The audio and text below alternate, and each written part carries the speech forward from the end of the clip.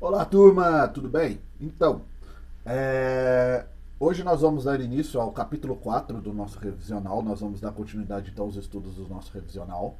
E junto com esta aula, eu estou deixando com vocês aí embaixo em anexos duas listas de atividades, tá? Uma lista de atividades é sobre a dinâmica climática. Então são dois assuntos, na verdade, que nós tratamos na última parte do nosso revisional. Então, a primeira lista é sobre as dinâmicas climáticas, a segunda lista é sobre biomas mundiais.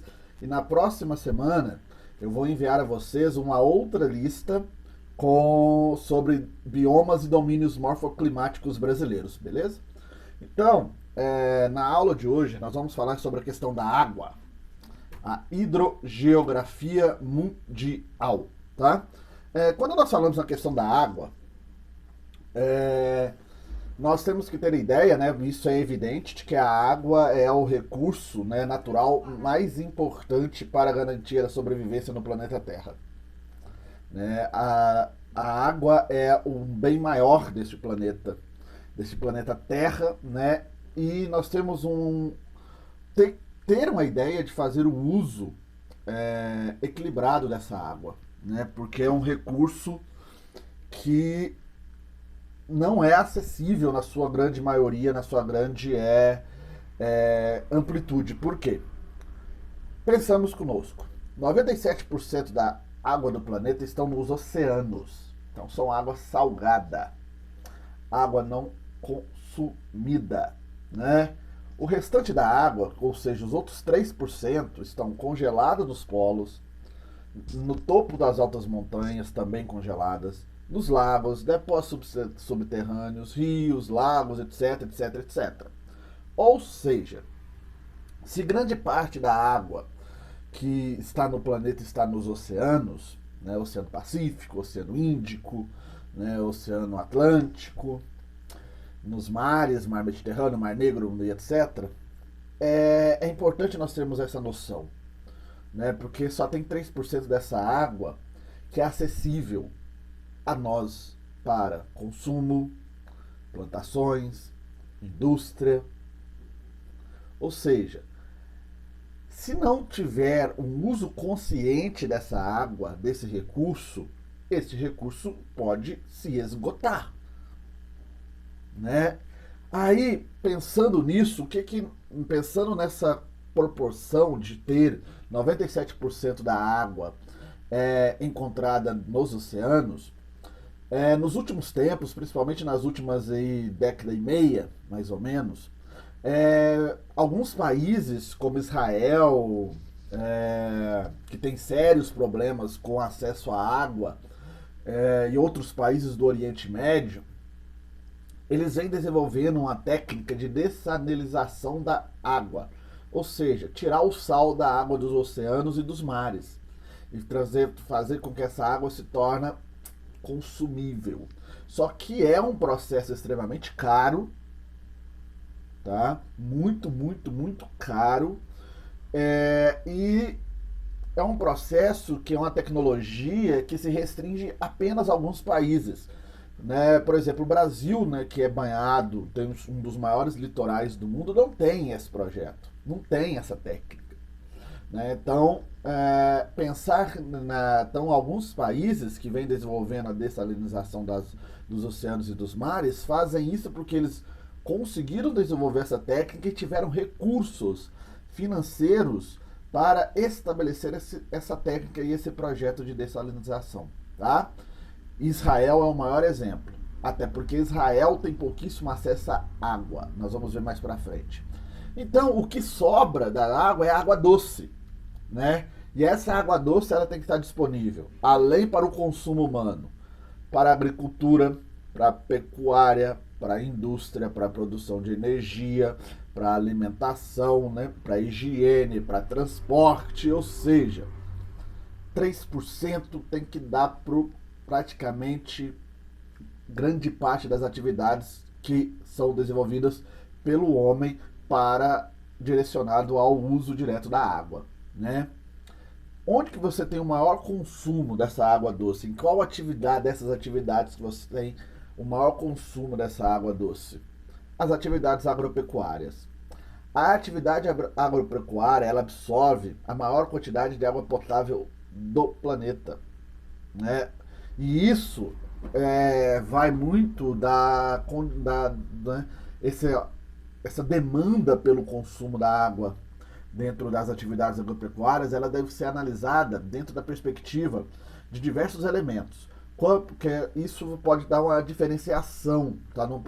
Esse consumo não é algo homogêneo, ela tem sempre uma diferenciação, por quê? Porque você tem que levar em consideração o tipo de solo, você tem que levar em consideração o tipo de clima, você tem que levar em consideração o sistema agrícola que é introduzido naquela localidade, você tem que levar o ciclo hidrológico daquela região em consideração, se tem um ciclo hidrológico isso é de intensidade ou de alta intensidade ou de baixa intensidade. Você tem que levar em consideração a questão econômica. Países desenvolvidos, eles tendem a ter uma atividade agropecuária maior e isso com certeza vai levar ao maior consumo de água. Então você tem que isso tem que levando em considerações todos esses elementos é que você vai estabelecer o consumo dessa água pelas atividades agropecuárias. Aí eu englobo a agricultura e a pecuária. Tá? Outra questão, né, que envolve a água é quando você analisa a região com pouco acesso à água. Quando a região tem pouco acesso à água, né, ela tem que buscar essa água aonde? Ela tem que buscar essa água na chamada água de superfície, a água superficial, né? E quando essas regiões não têm essa água superficial, né, melhor dizendo. Porque essa água superficial, que seria a água dos rios, etc., lagos, é pouca ou de baixa qualidade. E aí o que nessas regiões se procuram fazer? Buscar as chamadas águas subterrâneas. Quando vai buscar essas águas subterrâneas, nós estamos falando de quê? Principalmente dos aquíferos, né? E lembrando que no Brasil nós temos um dos maiores aquíferos do mundo, que é o aquífero Guarani, né? Água subterrânea. O que é esse aquífero? São grandes reservatórios de água subterrânea que passam por um processo de formação geológica e, né, são alimentados pelas águas das chuvas que vão penetrando pelo subsolo e aí se acumulando, criando grandes reservatórios subterrâneos, tá? Esses aquíferos, eles podem ser classificados de duas formas: aquífero livre ou freático. Quando nós temos um aquífero livre ou freático, que é o famoso lençol freático que nós falamos muito, principalmente na nossa região, são aquíferos menos profundos, tá? Com camada impermeável ou semi-impermeável, que pode ser composta por argila, tá? E o nível de água e a água, né, que vai se acumulando nesse subterrâneo, nesse lençol aí, nesse aquífero, depende da quantidade de chuva, tá? E nós temos o aquífero confinado ou artesiano, também famoso poço artesiano aí, né? São mais profundos, tá? E a água subterrânea, ela vai ficar confinada em uma determinada localidade do subsolo devido a uma pressão superior à pressão atmosférica. Ou seja, então há uma pressão ali, deixa ela confinada, o que faz com que ela fique em um local mais profundo e assim é preciso, por exemplo, fazer um trabalho de furar um poço artesiano para chegar até este confinamento de água, tá? Então tem dois tipos de aquíferos: o livre ou freáticos, confinado ou artesiano, beleza? Então essa é a questão que envolve aí, no primeiro momento, a questão da água, né?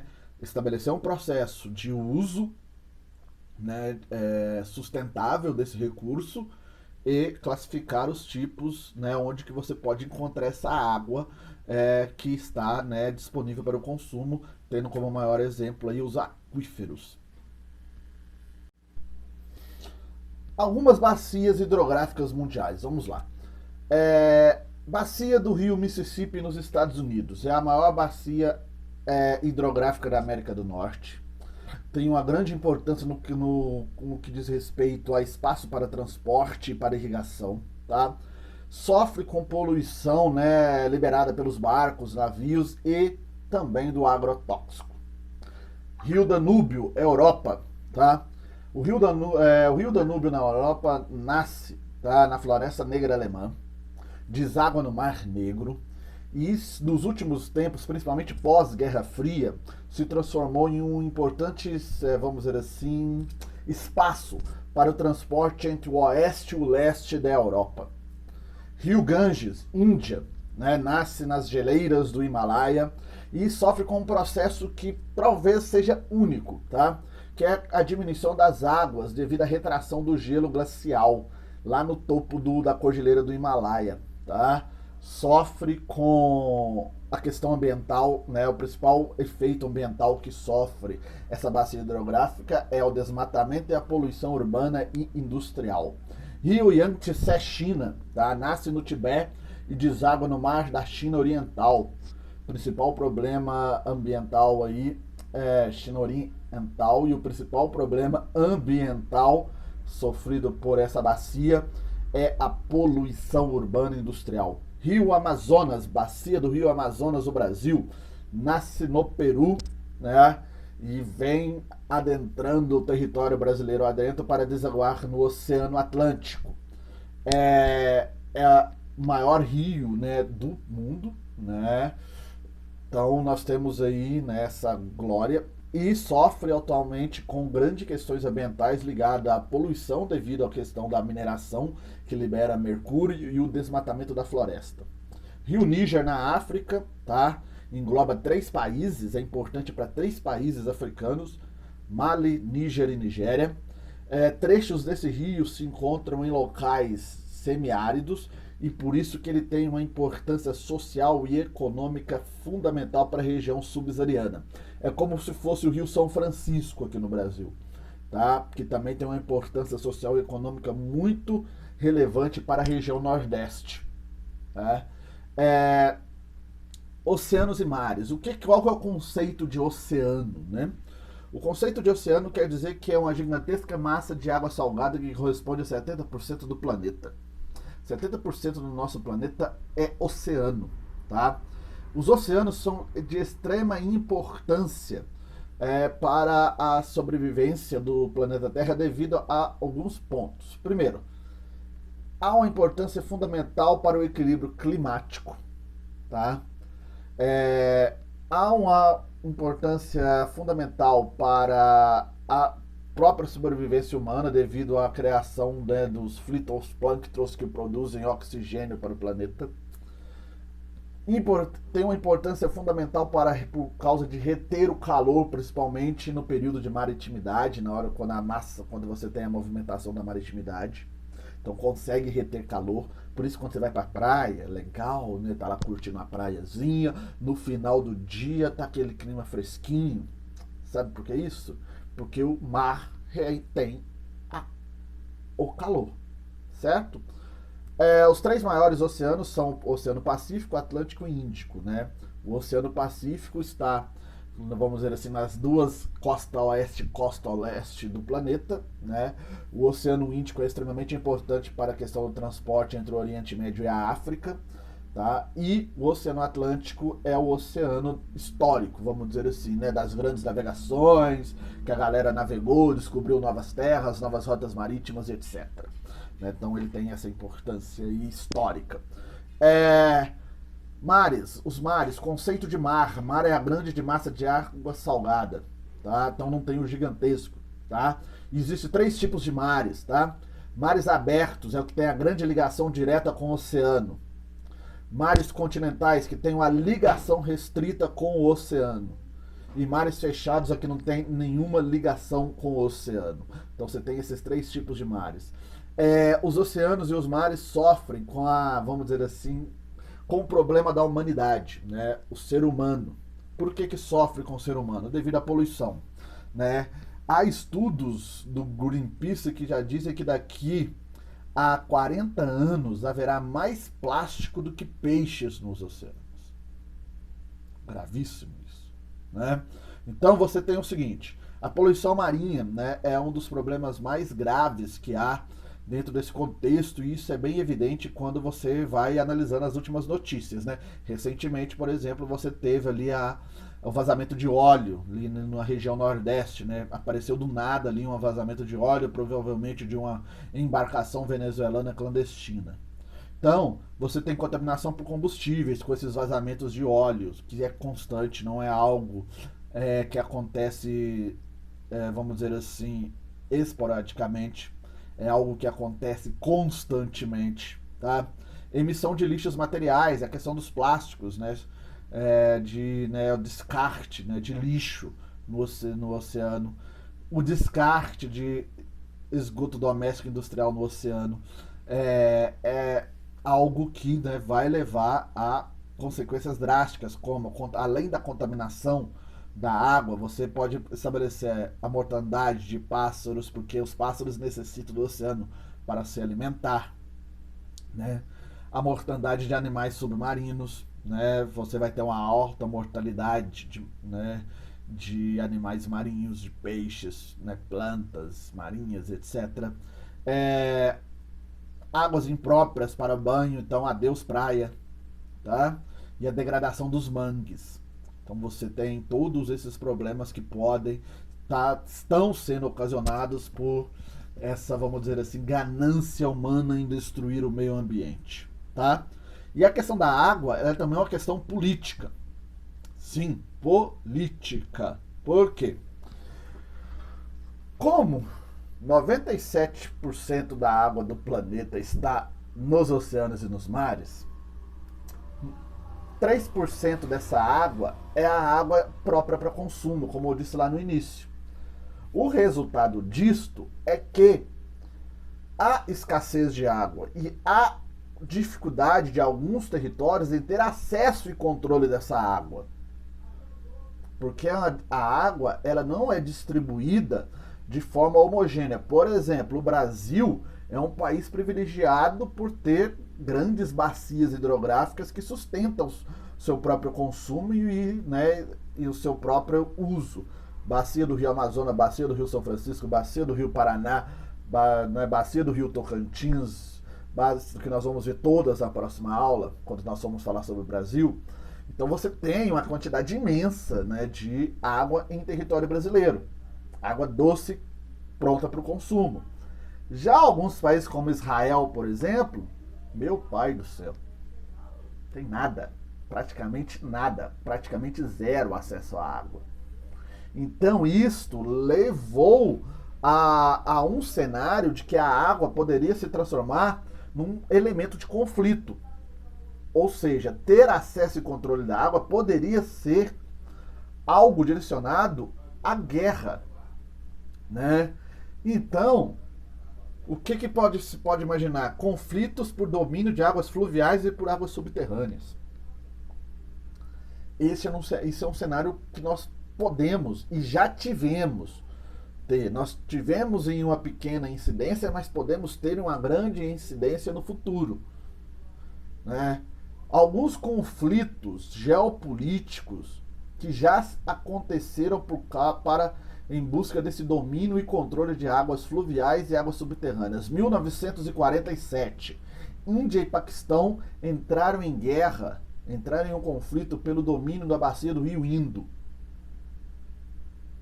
1967, países do Oriente Médio, Israel, Síria, Líbano, Jordânia, Iraque, Turquia, entraram em uma disputa política, militar, para ter o controle de águas nascentes do Oriente Médio. Tá vendo?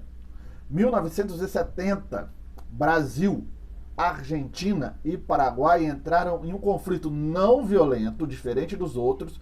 Não se chegou a vias de fato para a militarização do espaço, mas houve um conflito político diplomático entre esses três países para terem o controle da bacia do Rio Paraná, no período que estava se construindo a hidrelétrica de Itaipu, ali durante a ditadura militar nos anos 70. Para não chegar a vias de fato, foi necessário a intermediação dos governos, né, de organizações ambientais e etc., para se chegar a um acordo assinado em 1979.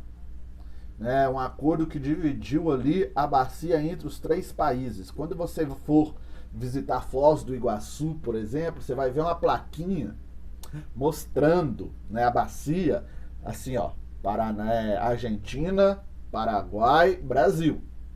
Ou seja, tá ali divididinho, bonitinho, e não precisou ir a vias de fato. Mas Índia e Paquistão foram a vias de fato, e os países do Oriente Médio também foram as vias de fato. Ou seja, eles literalmente entraram em guerra por causa da água.